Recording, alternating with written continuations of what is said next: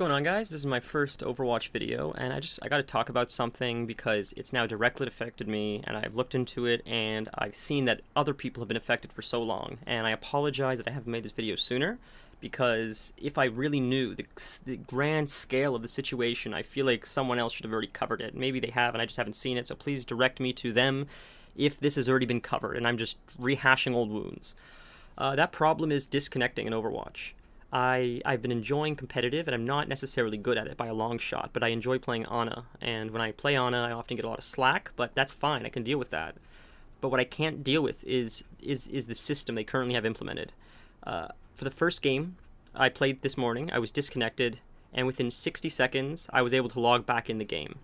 Unfortunately, and to the detriment of my team, I was not able to log back into that match. So what this means is, a 40-second window kicked me off the game. I was still on the game. Like I said, it was less than 60 seconds. I'll say it was closer to a 40-second window that I was off and already back on. My BattleNet didn't disconnect, just Overwatch. My BattleNet was still logged on. I just had to wait for my computer to realize the program closed and shut down.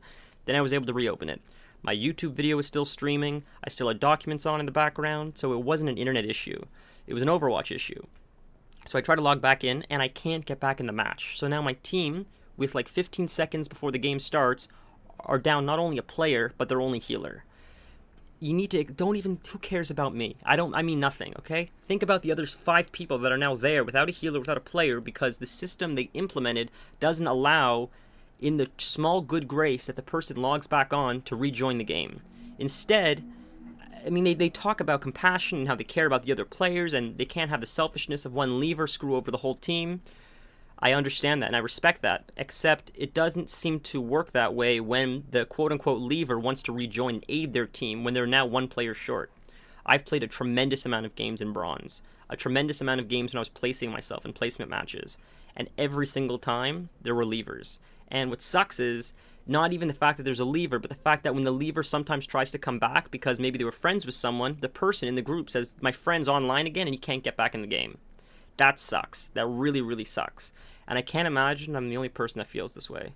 If you feel this way, I'd love to know your experiences, your comments with this, because it just seems like a really broken system. I feel Overwatch has done a tremendous amount as far as designing a game that really pulls out all the stops. They've done a tremendous job with the hero design and the differentiation of characters and the level design, and I've never been big in competitive gaming or first-person shooters, but this game has really grabbed me. There's something about it that I'm really passionate about.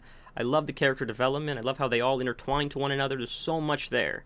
And you can see the passion in the developers. When Jeff does his updates or when the other developers or art directors are talking about the design of Overwatch, you can see it's their baby. It's more than a cash cow to them. It's something they actually passionately care about. So if anybody actually passionately cares about the long-term effectiveness of this game, you need to sort of rework the system. And I know you think you're taking competitive seriously because you say, well, if you leave, and that's it.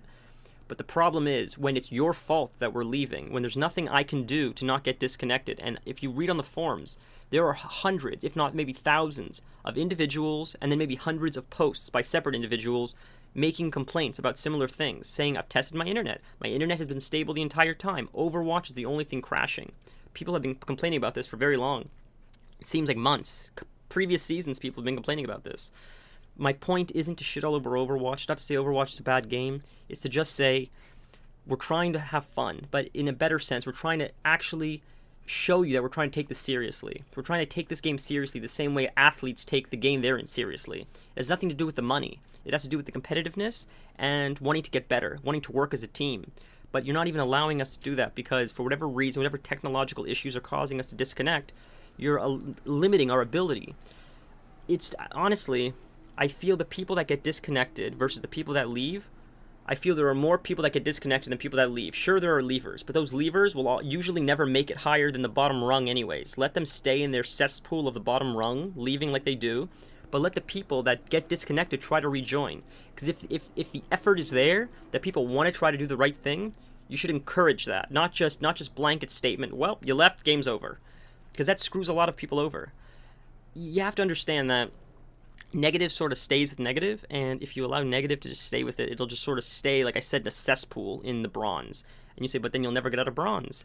I can assure you it's possible to climb. If you solo are a good player and you choose someone that, not necessarily a carry hero, but you choose a character that you feel can actually help the overall team, you will climb out of bronze. Even if the majority of games you get are with shitty players, you'll eventually start grouping up with enough good people and start making enough connections and making friends that you'll slowly be able to crawl your way out, because how you personally perform and how your team performs aren't necessarily the same thing. So if someone notices that you're a really good Ana, they may add you to their friends list. And next time they're online, maybe you'll play with them. And then maybe you guys notice a really good Pharah, and then you maybe add them as a friends list. And slowly you start collaborating your own ecosystem of competent players.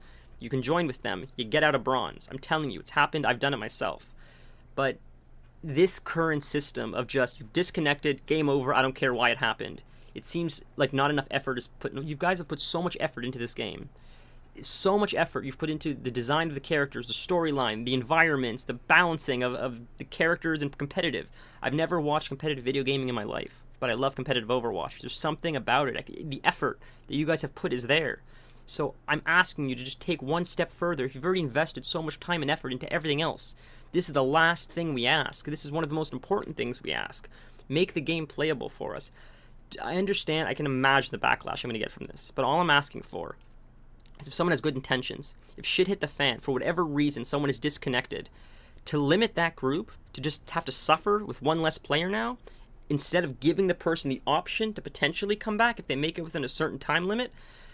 I can't see your justification for not allowing that. If anybody at Blizzard or even a fan can explain the justification as to why it's better to hinder your team, even if you want to come back, how that there's any justification as to why that's fair for your team, I'd love to hear your justification, because I can't understand it. I'm speaking from frustration, not just personally, but on behalf of other people as well.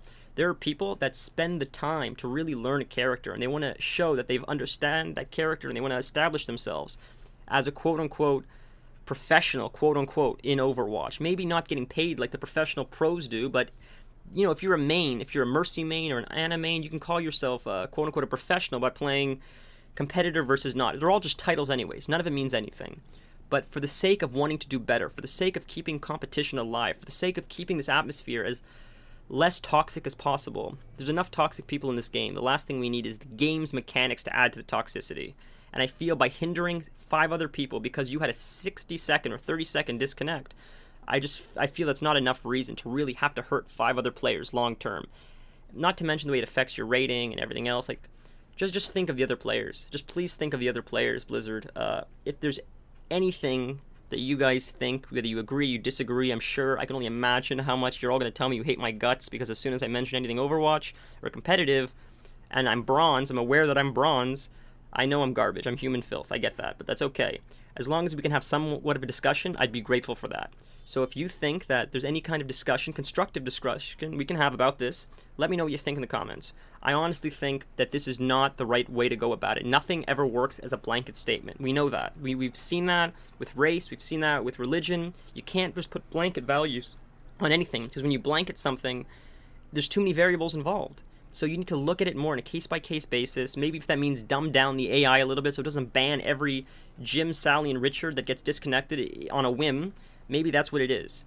I don't honestly think it'll aid in more toxicity. But what do you guys think? Let me know in the comments. I want to thank you guys for this, and let me know if you like my Overwatch videos, because I really have a passion for this game, and I want to make videos on it, just talking about it, talking about the state of the game. I'm definitely not good enough to give you guys guides. I'm under no circumstances will I ever say I will ever give you guys guides. Maybe if I make it higher than gold, maybe then I'll start making guides on Ana, because I enjoy Ana and Zenyatta, but that's about it. So let me know what you guys think. I want to thank you once again for the continued positive support. I want to thank you guys for the comments and the subscriptions. I look forward to my next video, and until then, Nollie the Gnome out.